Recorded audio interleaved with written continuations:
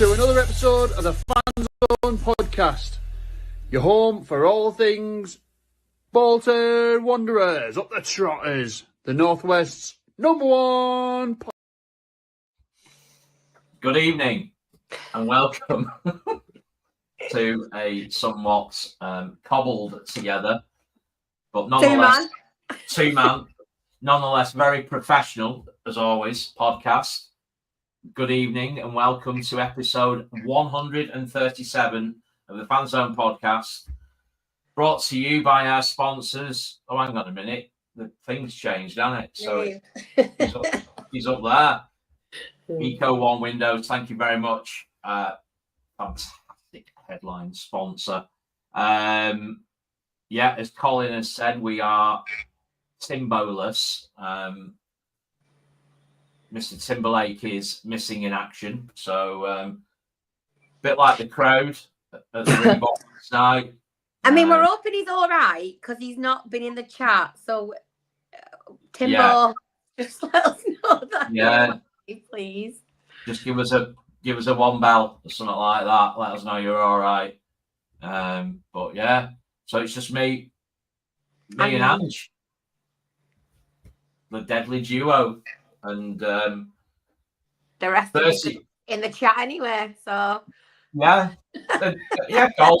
Cole's in. You're right, Cole. Sumner. Jordan has said, has hay fever defeated him? Don't know. Not heard from him.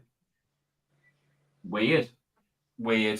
But thank you all for joining us. Hopefully you've recovered from last night's debacle, whatever you want to call it. Bit of a weird one, wasn't it? I think we should just dive straight in and do a quick Let's do it. Let's do it. I'm going in.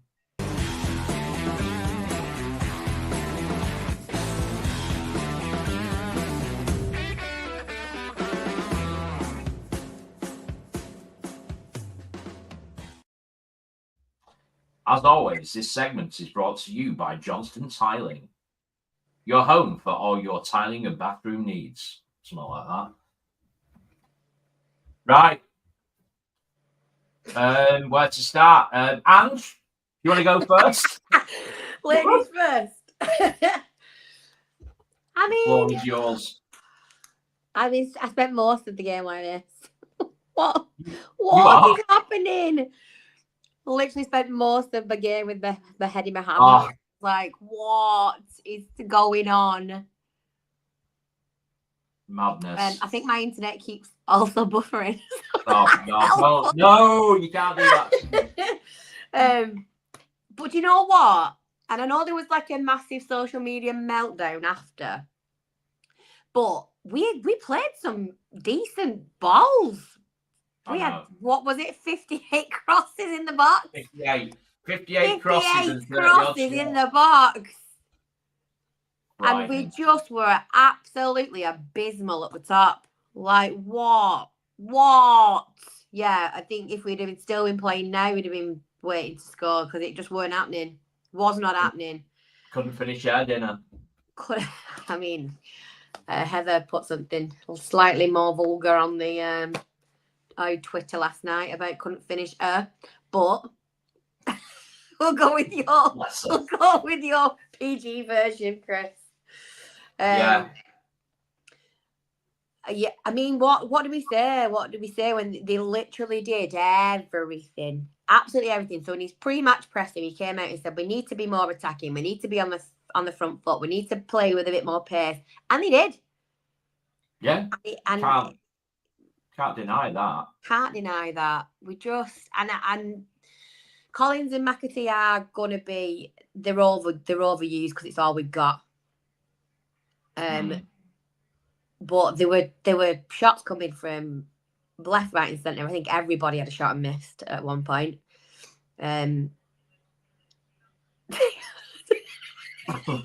Just like Chris's comment.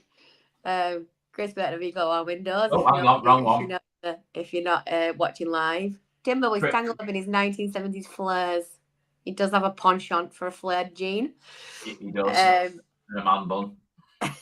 And as Leslie has just made reference to, their keeper absolutely had a blinder last night. And I think he'd had a bit of a hard time from those Rotherham fans prior. Oh, really? Yeah. Played out of his skin quite literally for the ones they actually had to save. Anyway, I don't really know what else there is to say, to be honest, Chris, because I used to work with a guy. Saturday is now a must win. Oh, 100%. Yeah, I used to work with a bloke who I think he was an Everton fan, and he had a saying about poor strikers. His saying was he couldn't kick a dead dog in the canal. And I mean that the McAtee rounding the keeper, you just thought, right, okay, we're in it. Here we go. Yeah, here we are. And then ping off the post. That bloody post. It's like it moved. It was, if you saw it, unfortunately, due to illness, I was not at the game last night. But when I first saw it, I thought, oh, for God's sake, you've got to be putting that away. And then when you see it from behind the goal, he does go wide. And if you watch his feet, he has to really readjust to get his foot around the ball. But still, he's done the hard part. But I think you saw his reaction, McAtee, when he went off. He was absolutely livid with himself. And I like that about him. He actually gives a shit. And I love that about him. I think Alex has just put a comment in there. Is it fair to say that the Tete is? You know what, Alex? I'm not gonna berate him that much because we've hardly seen out of him. However, how a striker last night, who was a target man, did so little in a game that had 50 odd, call it 60 crosses. It is utterly beyond me. He might as well not been on the pitch. He created no difference whatsoever. It was mind-blowing. But equally, you think about it and you think about his situation before he came in on loan, there's got to be questions raised about why we brought him in, because he wasn't having the best of times at Cardiff. No. So to go from that to come in, give a penalty away in the first game, whatever long it was of his debut. God, Reading, and do absolutely nothing since because of injury. It's tough on the lad. It really, really is. I'm not making excuses for him because I don't know him, but you know what I mean. It's tough on the lad. But my God, it was. He's not exactly set the world alight, the lad, has he? Tough one. But yeah, you're right about the keeper though. He did have an absolute blinder. But we also had some awful attempts of you say that a lot of people were saying, the more level-headed people on social media were saying, oh, well, it's just one of those nights. And yeah, it is. But come on. What was it? 32 shots in the end? Something like that, wasn't it? Yeah. When you get to this point in the season, you can't be. I can get down with that a little bit earlier in the season when you're like, we're our night, bro. But when you're trying to get and stay in the playoffs, which is what we were trying to do last night, it's just a little bit heartbreaking. Yeah, seven shots on target out 30 odd. So what's that? 1 in 4 ish. I don't know. We'll never know. We'll never know why it happened, but it did. He was fuming. You could tell he was fuming. He was. I think he's in. I think he conducts himself extremely well, and because of his journalism background, he knows how to conduct himself in front of the media. And I think he would have been absolutely raging. And the things he said, it was a brilliant post-match interview. He has this knack of really sort of diffusing situations, and he certainly, and I've seen a few people say the same thing, he certainly helps to calm a situation. So, I mean, that obviously bodes really well in the dressing room as well. If you can do that in the media, because obviously you live it after the game, and then you watch his interview and you do get this overwhelming sense of calm and sort of level-headedness. The numbers, thank you, Alex Lefuente, 36 shots, 7 on target, and an XG, which is largely irrelevant. We all know it's one of those. It's such a shit stat. Yeah. Like, what does that count for when you don't actually score a goal? It bugs the crap out of me. Working in data to have a statistic which isn't statistically relevant, it's made up of all sorts of different things that are pointless. It just bugs the shit out of me. But 2.65. And we managed 0. Big fat 0. Just bear with me 1 second, Ange. I thought you said you'd liked, subscribed, and shared, Niall. But thank you. Tell everyone. Yeah, make sure you like, make sure you subscribe, YouTube, hit the bell, and follow and share. We could have been there, as Chris says. We could have been there. Oh no, it's not about that. Sorry, I misread that. But this is just an absolute farce, isn't it? He tried muscling his way in at Blackpool, didn't he? But it's referring to Dion Charles. Chris says should have been here till the end of the season. Yeah, I agree with that, but I think also there are circumstances which aren't necessarily football related that might contribute to that. But it does. But the lack of replacement, like you said in the comment prior, the lack of replacement to back him. I mean, if Etete was it, then what? Yeah. If you're going to get rid, have something to replace him. Absolutely, that's absolutely bang on. That's the thing. From a business decision-making standpoint, it's ridiculous. Alex has got all the stats. He's got them all. So Alex is back with another stat. We had 61 touches inside the Rotherham box. Rotherham had 8 in ours. The one they scored with was outside it, ironically, wasn't it? And the goal was, ironically, very, very similar to McAtee's at Crawley, like a carbon copy. I mean, it was a great goal. It was a great goal, but the defending. I've seen a few people say that the Baxter could have done better. At first glance, maybe he's watching it live, it may have looked that way, but seeing the replay a few times, no chance. I think, obviously, there was a misplaced pass by Gethin Jones at halfway line-ish, somewhere. Which initiated the sort of turnover in play.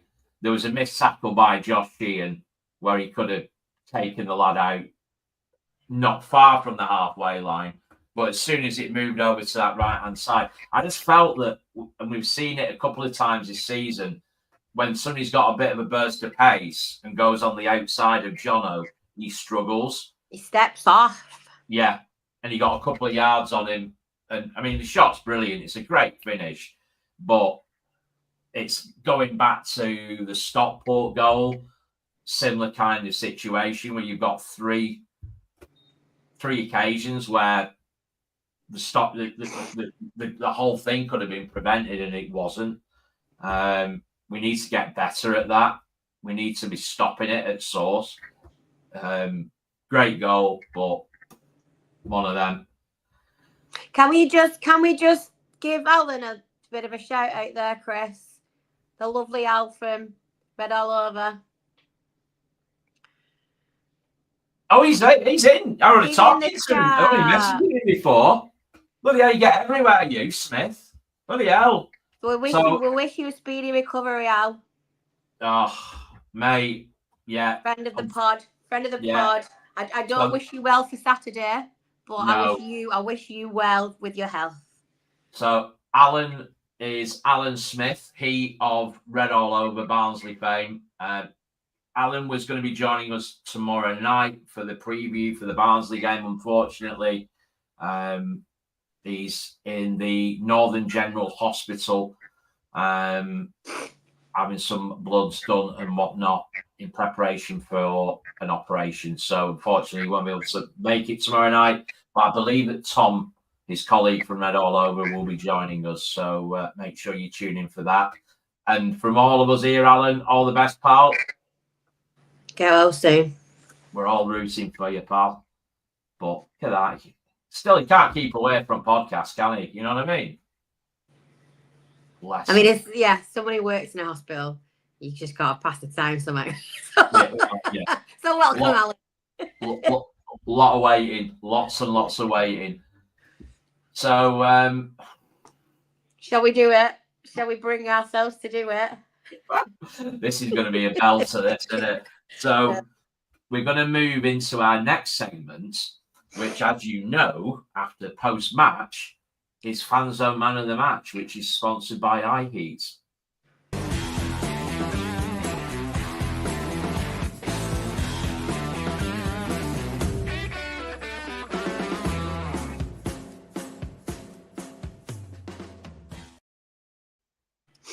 Yeah, so despite not scoring a goal after having 155,000 opportunities to do so, there were some all right bits of play. So I'm hoping we can get a man of the match out of this. Pop your vote in the chat. And there's not really much panel to go around, but Chris, are you having? Oh, me? Oh, yeah, sorry. I thought yeah, you go first. Right. God, Jesus Christ. Even he can't save us. You know, at this point, can. Bloody hell. I thought Chris Farino looked. Oh, sorry. I haven't seen Chris's comment. Paul Chuckle. For those who don't know, the Chuckle brothers, one of them's dead. So the Chuckle brother is a Rotherham fan. Yeah, Chris Farino is solid. Oh, Jesus Christ. He's a Tete, no. Oh, God. I think, for me, the player who stood out in terms of endeavour and trying to find different ways to break them down more than anybody was probably, for me, Aaron Morley. So, yeah, I think under duress and with great difficulty, I will nominate my man of the match as the Ratcliffe Perlo, Mr. Aaron Morley, for endeavour beyond the Call of Duty. I love it how, once again, autocorrect does our viewers dirty. Who's been done? Hey! Mr. Buttery there with the Torino. So, yeah, it catches everyone out, I think, until your phone works out that it's Farino. Yeah. We know what you mean, though, mate. We know what you mean. Do you know what? I had a shake for Josh Dacres Cogley. I thought he worked pretty hard.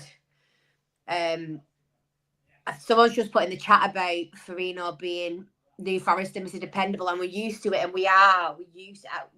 can't rest on your laurels with that when someone just becomes good at their job. It shouldn't go unnoticed. There's a couple of shouts for Azamoza in the chat as well. So I don't know if I'm the chat, I think, is maybe a little bit more Marley. You went Marley, so go on, let's give it shall we have a blast through? Yeah. So let's have a look.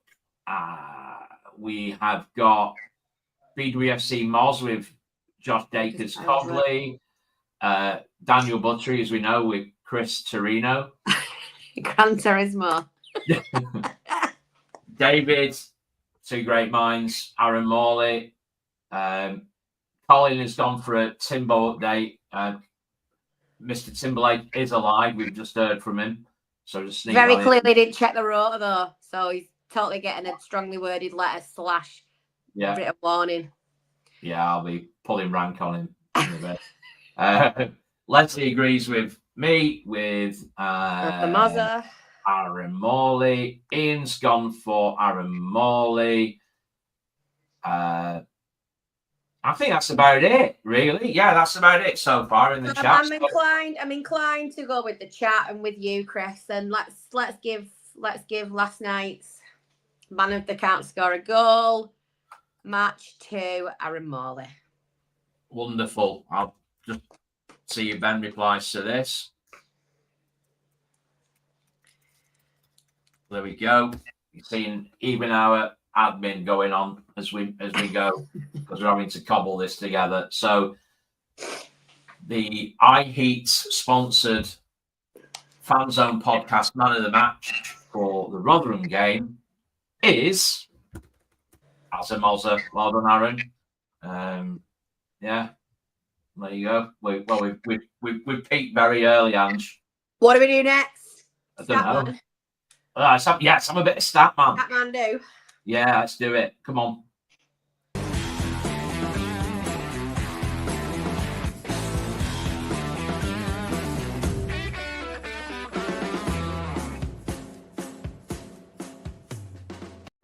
Hello, everybody. Welcome back to Get Stats On with the Statman. Of course, this segment of the Fanzone podcast is sponsored by General Louise Salmon, and you all know the line. If you're buying a gaff, give her a bell. Of course, more complicated than that. But what do I know about houses and mortgages and stuff like that? I purely care about the footy, and to be precise, future footy, because on the Statman segment we forget what happened in the previous days. So let's move on to the weekend with Barnsley. Saturday, 3 p.m. away, which may not sound good, but I'm here to tell you it is, because Barnsley are 13th, right? Another team with nothing to play for, but their home and away form is a bit odd. At home, they've got 22 points, and away from home, they've got 32 points. And they've only played one more game away from home than they have at home. So they definitely like playing away more for whatever reason. So this kind of favours you. And this is going to be another difficult segment for the Statman, because there's another team with a new blooming manager. How hard is it just to keep a manager for a whole bleeming season, eh? But no, I'm sure you all know who their manager is. It's blooming Mr. Conor Hurahan. How is he a manager? Time flies. But no, he's an interesting one as a manager, let's put it that way. They've not won a game under him yet in his 5 games, and their best 2 results have been draws with Wigan and Cambridge, losing the other 3 games, even getting absolutely hammered 6-2 to Birmingham last time out. But, to be fair to them, they did get a red card in the 3rd minute, so they had absolutely no chance. It was... You have to bear with me. This is not the easiest name to pronounce. De Givigny. Anyway, the French centre-back was sent off for literally just pulling a man back. Last man. Stupid decision.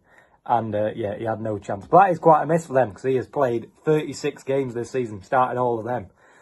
So, he's a big miss at the back. And, especially in their new system where they play 3 centre half. They play a 3-4-3 So, he will be quite a big miss on the right-hand side of the free. And whoever's playing in your the left pocket, if you will, is going to have an interesting game ahead, I will say. But no, as I've said before, Rotherham sets up his team in a 3-4-3, and they do kind of look to control the ball. However, is that going to happen against you? Probably not. I mean, you never know. But I think it actually favours you if they do try, because they've messed it up a few times, and that's led to a couple of goals. But I can't see it happening, to be quite honest. I think you'll have most of the ball. Their best players, Keeler Dunn, he's definitely the one to look out for. 15 goals, 5 assists in the league this season. Under Horan, he's played mainly as a left winger in their front three, and he definitely got a little bit about him, let's put it that way. He scored or assisted, 4 in the last 5, and he works very hard out of possession as well, putting in lots of tackles and blocks and stuff like that. Adam Phillips is another player to watch out for. He plays at right wing back now, but I'm pretty sure he was playing a bit higher up at the start of the season, because he's got 9 goals and 6 assists in the league. He does still create chances and score some goals, but not as much as he did earlier in the season. So I hear you say, Statman, how do we beat Barnsley? And I go, well, play a long ball, because their centre-backs appear to be very, very slow. I don't know the speed of the man they're going to put in for the French guy who got sent off, but the rest of them do not look like they can handle anything. If you just go after this podcast and go watch the highlights of the Wigan game, then you'll realise how slow their centre-halves are. You can literally clip a ball over the top, game over. That's the main advice. But apart from that, they struggle to clear the lines from set pieces, so just put it in the box. And so I can give you no screenshots on this one, because there's now the screenshot. He's managed 5 games and they've been pretty poor in all of them. And hopefully next time the Statman does a preview, the manager won't be completely new, because it's been a comfortable. Oh, can't speak anymore. You know what? We'll just end it there. Enjoy the rest of the podcast. I'm sure. Wow, I can't speak. I'm sure I'll see you very soon. Goodbye. I can't speak. We're dropping like flies. That man's had a stroke. Brilliant. Benji's gone AWOL. What's going on? My head's on the moon. Your head's on the moon. I'm just eating a packet of Seabrooks Wings barbecue because I don't have my tea yet. Oh. Just living the dream here on Fanzone podcast tonight, ladies and gentlemen. Living the dream. Interesting thing that Callum mentioned there, and possibly an advantage to Barnsley not playing midweek, is the fact that their prominent centre-half, whose name I can't pronounce. The French fella. Yeah, Davigny, whatever. We'll just call him the French fella. Yeah, call him French fella. Who was sent off last weekend, is likely to be suspended, if I'm not mistaken, unless they've appealed it and had it overturned. So there's always that, isn't there? You know, and as somebody said in the chat, if we play like we did last night, you know. But as the Statman did say, I kind of had a quick scan as where they were up to as a team, Barnsley, and they are much better away from home than they are at home. Yeah. So that was my little, a little real light.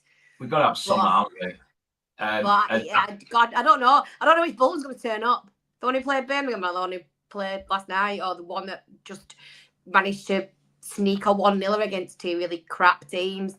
Who knows what we're going to get? But roll on the summer. Roll on the transfer window. What we do know, new kits and all that, but what we do know is that it's pretty much a must-win. Oh, God, yeah. So Alex, again, is coming on strong with his stats. Barnsley haven't won in 6 matches. They're in 3-4 right now. Defence has more holes than Swiss cheese. And he is our US stat man. So, need to do something just to give you some perspective. I think. What do you reckon? It's pretty safe to say that now the race is, in terms of getting that 6th spot. Obviously, we have got teams beneath us who can catch us, but based on what we need to do, it's us and Reading pretty much, isn't it? So if we look at, I mean, do you know what though? You got to give them a bit of credit, Reading, for like everything that's going on off the field, and this still. Oh, it's unbelievable. It's mental. I tell you what, the Lange, what people aren't mentioning, because and obviously the focus is is distracting because what they're going through is massive. But the fact that they had a manager a phenomenal manager in Ruben Selles, who stuck with them through it all, and then obviously he's gone now. And they've appointed a manager with little or no experience in Noel Whelan, I believe. And he's done a phenomenal job. They're like 5th in the league in the form table in the league. And they're just getting on with it. Just cracking on with it. If we look at what's left, so with us, obviously, we know we've got Barnsley away on Saturday, followed by Wickham at home, Lincoln away, Peterborough away, Stevenage at home, last league game of the season. He said optimistically. Reading are to play. God. Reading play Northampton away, who are 19th. Lincoln Go on, Nobby. Yeah, we need a big Nolan favour there.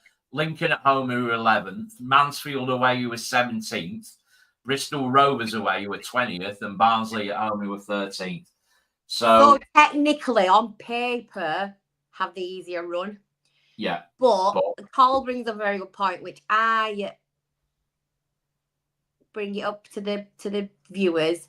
Are we better being the team chasing or the team being chased? Clutching at straws, but might last night be a blessing. I prefer to be doing the chasing, to be honest, at this point, because I just think it does actually take a little bit of that pressure off trying to. It's like when you see it come through at the last minute in a 100-meter final or the second or whatever. Yeah. For me, I think I'd rather be chasing than holding on at this point. I think there's a lot of questions get asked about the minerals of this team and the mentality, and to have a target on your back, I don't think is particularly helpful to this mob. Whereas they know, heads down, got to win them all to be in for the shout. Not the, well, we can probably maybe draw this one. You just got to win them all. Kyle Dempsey inspired me last night. So I was literally laying in bed watching the post-match interviews and thinking, do I want to buy a Peterborough ticket on Thursday or not? And then Kyle Dempsey's interview came on and I was like, you think you might have just convinced me to buy a ticket for Peterborough on Thursday? Kyle, you've charmed me. And he does. I mean, he does it on the pitch. His comment after Saturday, after coming on, Colin, what are you doing? Super sticker. Collar's spent $1.99 on a super sticker. Of himself? Probably. I mean, it would be a very Colin thing to do. Yeah.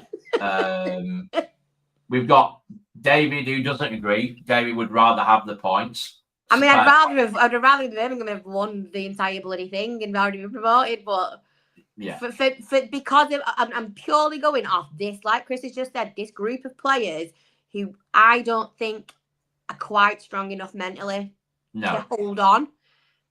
I just think chasing for them is better. But we spoke about clutching at straws, but I know where you're coming from, Daniel. Is it the 22nd? 22nd. The 22nd in my head, yeah. So Daniel's asking about the situation with Reading and the sort of EFL's view on it and whatnot. They have the deadline extended to the 22nd. That deadline being that they can show a clear pathway in terms of selling the club, and the current owner getting out of the club. There was an update today that I read saying that there are negotiations now with a new buyer, which are proceeding and progressing very well. And as they go, they have to report that back to the EFL to show due diligence and that they so are. So is he actually engaging? Because he just weren't even having any of it, was he? Their owner. He's a lunatic. There's actually insane. There is. I mean, there's so much to unpick about it, but you can just sum it up in those terms. The man is an absolute lunatic. He makes Ken Anderson look rational. How these people pass these tests? Fit and proper. Well, that's what it's all about, and you know what I mean? Yeah. That they get through it, and there's just no way on this earth that he should have ever been in charge of that football club or owned it, should I say. You've got to feel for him, but there you go. Right. What's next? What do we do now? I don't know. Fan focus? Yeah, go on then. We'll do a bit of Fanzone fan focus. I don't think anybody said anything. If they want to talk about anything, but we'll have a look, and it's coming next.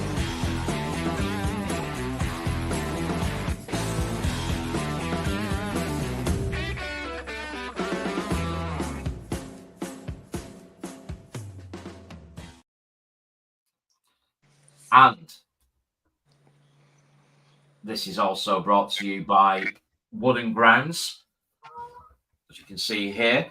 If you want to purchase yourself one of many different frames, it might be as a gift. With Easter approaching, forget chocolate eggs. Oh, chocolate? No. Get a wooden frame. Oh, with 10% off. Use code Fanzone10 and you'll get just one of those. And some exclusive news for you. There is going to be a revamped version of the Reebok Stadium coming soon. So keep your eyes out for that. It looks an absolute beauty. So Fanzone 10 will get you 10% off at Wooden Grounds. Head over to their website or fanzonepod.co.uk for a link directly to them. Right. Bit thin on the ground, which I'm a bit surprised about after last night, but a couple of bits have come through. Ironically, Matt from Wooden Grounds.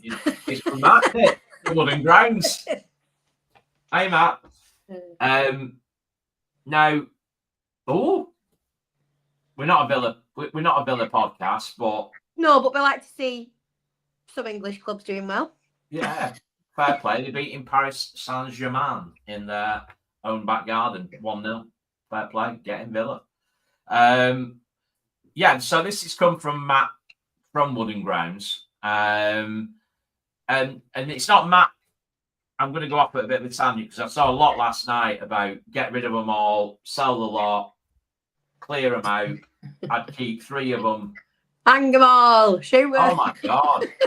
Then the witch. You know, it's like, and I get it. It's frustrating. And I probably said something similar myself in the past, but I do think that there is the basis of a promotion winning team in there. There are some players who need to, I don't know, either go or give their heads a wobble. And I think there's a few players in there who have probably, I wouldn't say overstayed their welcome, but they passed the sell-by date now.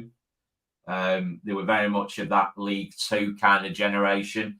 I'm not going to name names and pick people out because it's just not me.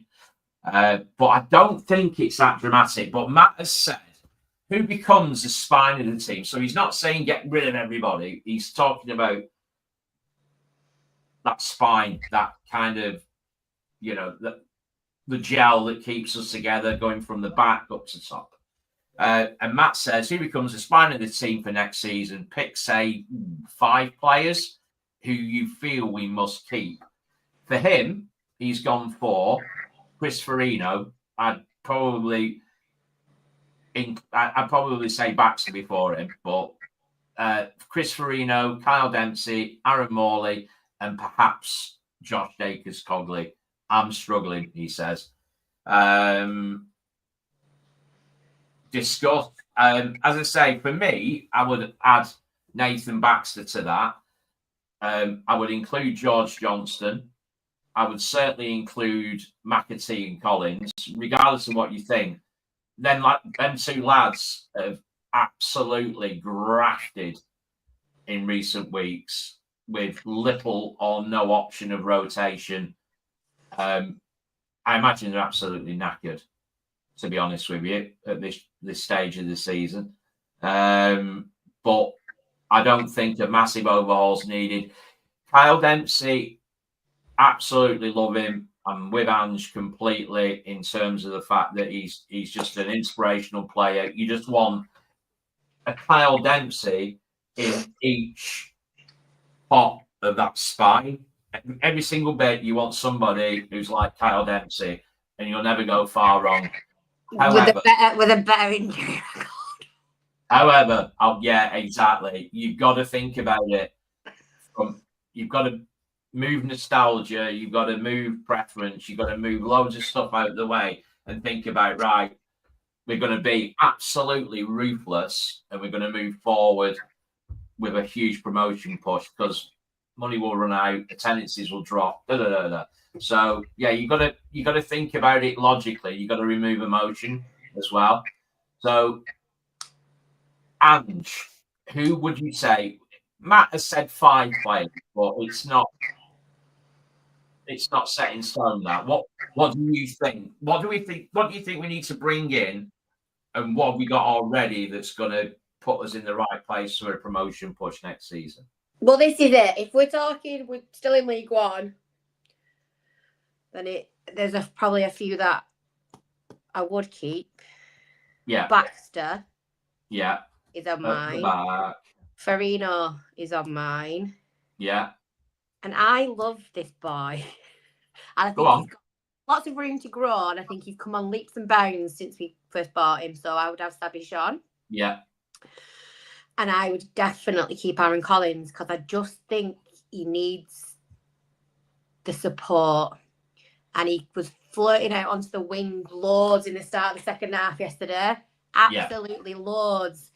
And I think when he can kind of play where he likes to play, he doesn't sometimes forgets he's the striker today.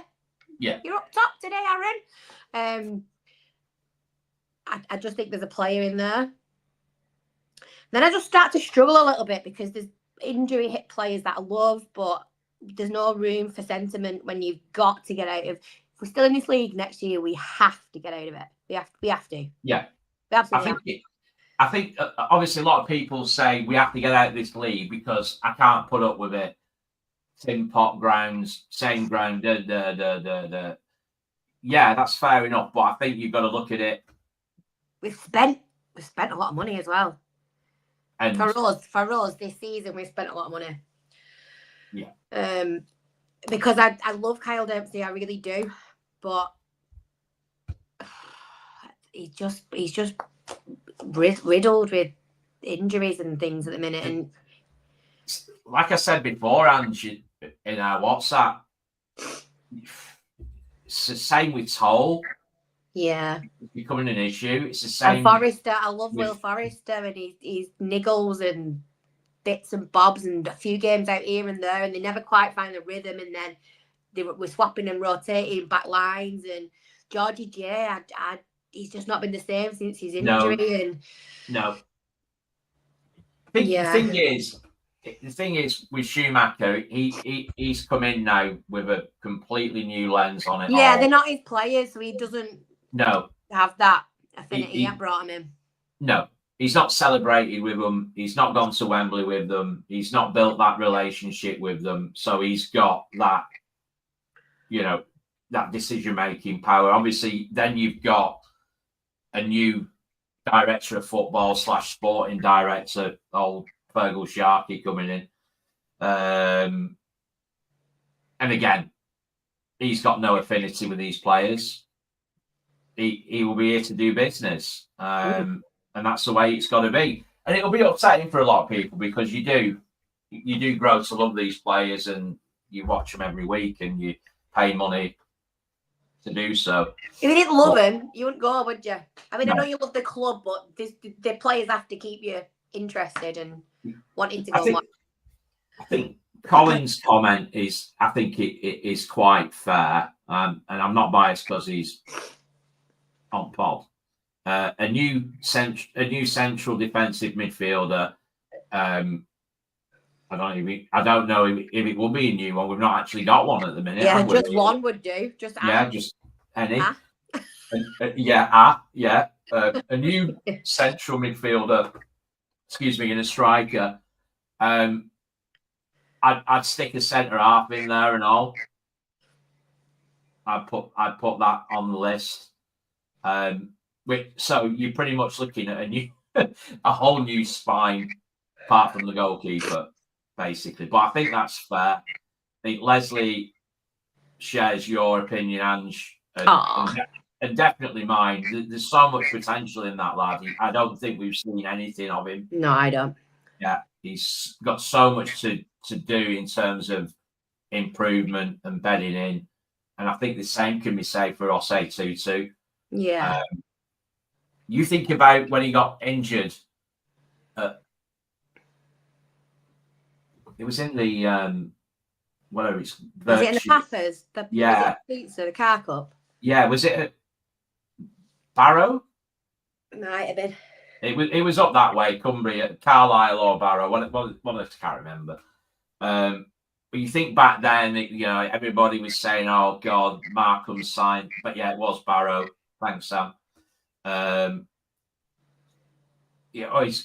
It's another Markham risky signing. He's always injured. And he obviously since then he touched wood.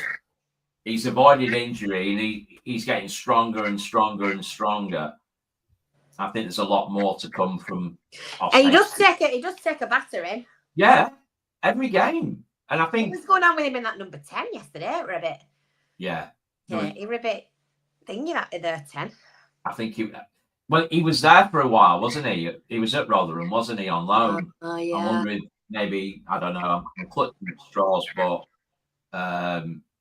giving it the big ones him after. He came on for about 20 minutes and blown out his ass and did nothing. And was proper giving it the big ones. Anyway, we move. Forget about it, it's gone.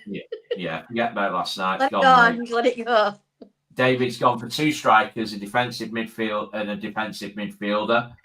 I just think that this defensive midfielder is the missing piece. I don't know, but there's work to be done. And people are wondering and rightly concerned is, are the funds available? Look, I don't know. We don't know. Ange doesn't know. Nobody knows, apart from the board, obviously. And I assume Mr. Schumacher himself. Absolutely. Because he's just signed a deal to come to a club where he would want to know if he has access to sign. Correct. Yeah. And we've just appointed a new sporting director. But you don't appoint if you're not looking for players. So No. You don't. It's got to happen. You join all the dots, and it wouldn't make sense for him to not have.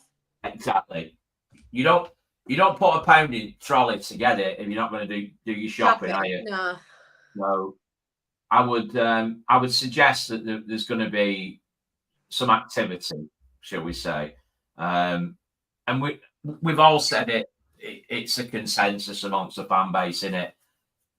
There's very little or no issue with Steven Schumacher. If there is, you're absolutely mad, frankly.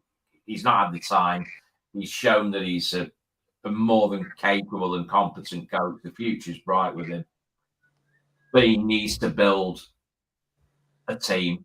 It's the problem is deep-rooted and it needs fixing, and he's the man to do it. So I think so. I reckon so. There's a good shout from Alex, and obviously there was always going to be that link with Virgil Harkin being at Standard Liège, which is the club of Marlon Fotley. So Alex has said the sporting director should bring Fossey over. So yeah, it's a coincidence that they're at the same club, and obviously Fossey has got history with us. It would be great to see him again, but who knows? We'll see. All will be revealed, I'm sure. Indeed. So I think the only other thing that I saw for Fan Focus was from Leslie. I'm talking about Josh Sheehan, who copped for a lot of flack. He did last night. I think out of everyone, I mean, Geff gets it every game he plays, but in terms of the scapegoat last night, it was very much Josh Sheehan. I thought he could have done better with the goal. I thought he could have done more. He isn't a tough tackling midfielder, and that's me being polite. However, he did also prevent a pretty much definite goal came back in the second half. People didn't really make mention of that. I'm not backing him, but I think the point we're making and what Leslie was saying was the fact that his influence this season has lessened. He was player of the season last season. He was phenomenal. Stephen Schumacher has commented, obviously, how impressed he's been with him since he's been at the club. And prior to being at the club, always been told that he's the one to watch. And he said he's proven to be the case. And obviously, he's now doing well with Wales. More starts. But I think I said in our chat, Chris, that for me, he's a bit of a League One luxury player and actually will probably do better and plays well for Wales, and I think would do better in a higher league where he's not got to be quite as physical and gritty, and he can get a little bit. He gets roughed up, doesn't he? Gets a bit roughed up, doesn't he? They target him. They target him, and I think he's a great footballer, but maybe not. I don't know if I don't know. He's not a traditional kind of League One midfielder, really, is he? No. It's I think that phrase luxury player is bang on, but you also think that maybe that if you've got more of that sort of, we always refer to the MJ Williams model, don't we? Yeah. But that protection around him, maybe that would. Yeah, and if he had that, then but he hasn't.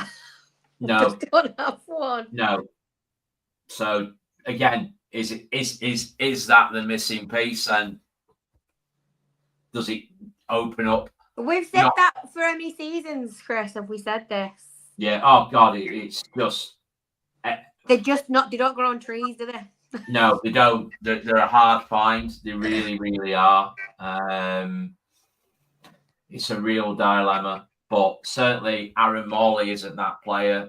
Certainly George Thomason isn't that player.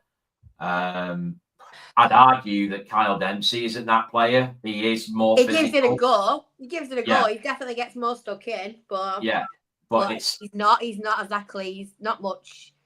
He's about the same size, is he not? Yeah, exactly. I mean, when he was injury free and he was in a run of games, it was always noticeable how well he did in aerial battles for somebody so small. But he's just not that.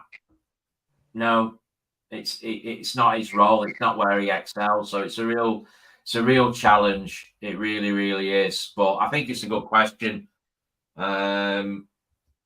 from Leslie, and I think it's put in the right way. I don't think you can. He puts everything into it. You can see it, but he isn't that tough tackling footballer. They're all different players, I'm afraid. So there you go. Yeah. Anyway, I was going to say it'll please HR that we're under the hour. I'll give it flying today, to be honest. You put the words right out of my mouth. Hey, Jack, get right in the bin today. Gerrin, Ben. Gerrin, Ben. Oh, bloody hell, David. Seriously, where's that come from? David Marlon Pack of Portsmouth. That type of player, certainly, most definitely of that mould, but a younger model. So that probably sticks about another $1 million on top of that, I suppose, doesn't it? So maybe you're right after all.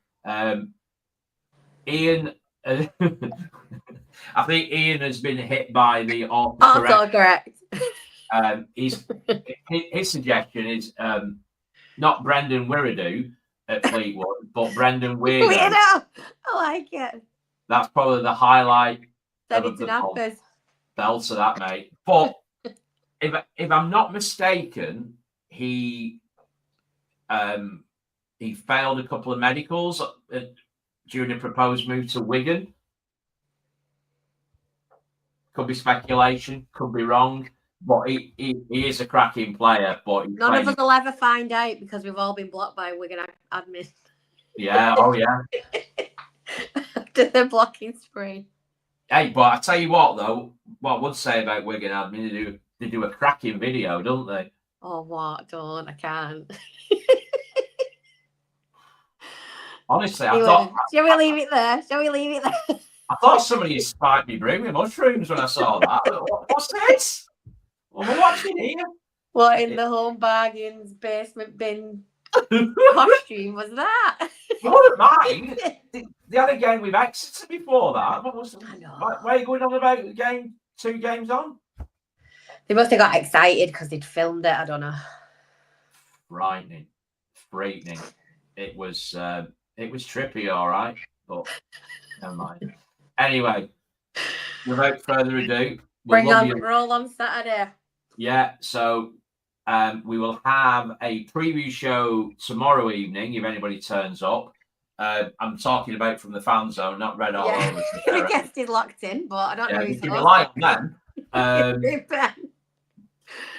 So that will be tomorrow night, and obviously we will be travelling to Oakwell for the 628th time in the last 2 seasons to play Barnsley, and hopefully you'll be joining us on Sunday for a 3-point pod, please, God's sake, and a 3-person pod, hopefully as well. No offense. At least three would be good. It's been quite special this evening. It's been lovely. Thank you. Thanks for sticking with us. 104 viewers in the live. Thank you very much. Because we like to keep you informed of such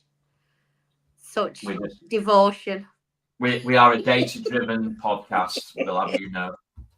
So thank you very much, guys. Enjoy the rest of your evening.